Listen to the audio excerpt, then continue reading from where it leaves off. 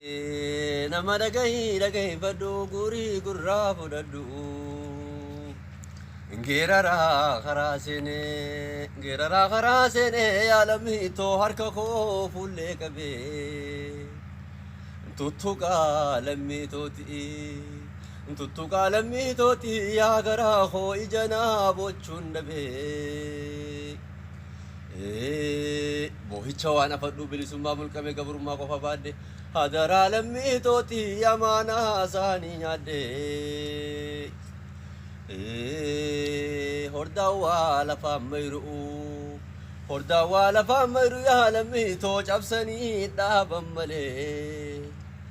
Alagaan hafteen qabu yaa lammii too cimsanii falman malee Jiidhaawwaan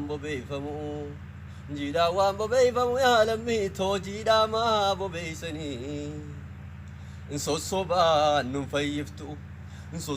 nun fayyiftu yaa lammii too sobamaa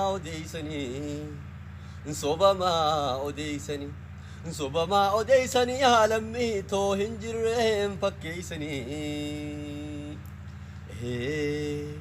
Lubbuun too kuma baatee kuma haanat deebitu bakka cabxeen miti bakka hin cabneen hayaaftu Inturaa baay'ata malee akka dhiite waan haftu Ashamaa harka fuunee hordoftoota keenya akkam nagaa fayyaa akkasiisin jecha arraanta nagaa kan isiniif dhufneef dhumaatii uummanni keenya Wallaggaa duguugamaa jiru kanaadha uummanni keenya Wallaggaa yeroo ammaa kana baay'ee duguugamaa jira nuti Oromoon gaafa goobanaa ta'eetillee addaan nu gabrummaan nutti hambisee walitti dirmachuu dhabuu keenya yeroo ammaan tanaa kana namni keenya hedduun baay'ee walitti dirmachaa hin jirru dirmanullee dirmannaan hangas takka waan jaamuu miti saniif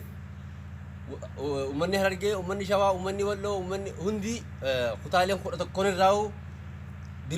dirmattanii uummata keenya Wallaggaa kana bira dhaabbatanii dhumaatii akkana deemu jiru kana mootummaa nafxanyaa mootummaa Dr. Abiy kana akka fala tokkotti dhooytan jechuudhaaf karaa viidiyoo kanaan as bahee ani gama biraatiin viidiyoolee hedduu as bahee waan biraa dubbachuun utuu natti hin toliniin arraan tanaa dhumaatiin uummanni keenya guyyaa guyyaarraan dhumaa jiru kun naquuqeetiin as bahee hedduu tokko nama aarsaa hedduu tokko nama dallansiisaa dhumaatiin uummata keenyaa kun jechuudha Oromoon walii dirmachuu qabu Oromoon yoo waliin dirmanne dhugaa rabbiitiin hinjaa akkuma gaafa gobanaa ta'eessanitti akkuma gaafa gartee uummanni kun gizee uummanni kun gartee dirmachuu dhabesanitti uummanni keenya gaafa kaan kutaa Harargee gaafa kaan kutaa Wallaggaa gaafa kaan kutaa Walloo akkas osoo yehuuti uummanni keenya bitinxilaa'ee uummanni keenya dhumee uummanni keenya bilisummaa gaslaa qabu barbaadu sana dhabee hafu ta'a jechuudha kanaaf walii dirmatanii waliif gartee adooddanii mootummaa kana dura dhaabbatanii mootummaa nama nyaataa gartee nafxanyaa kana mootummaa bilginnaa kana dura dhaabbatanii falmuu qabdanii isin jaa an obboleessa keessan Baazir Jamaali Saudi Arabiyaa irraa guddaa takkanaaf walatoma ammoo waliin isin dhaamu walii deeggarsa ta'a walii gartee tumsaa ummata Wallaggaatiif dirmadhaa Oromootiyya ummata Wallaggaatiif dirmadhaa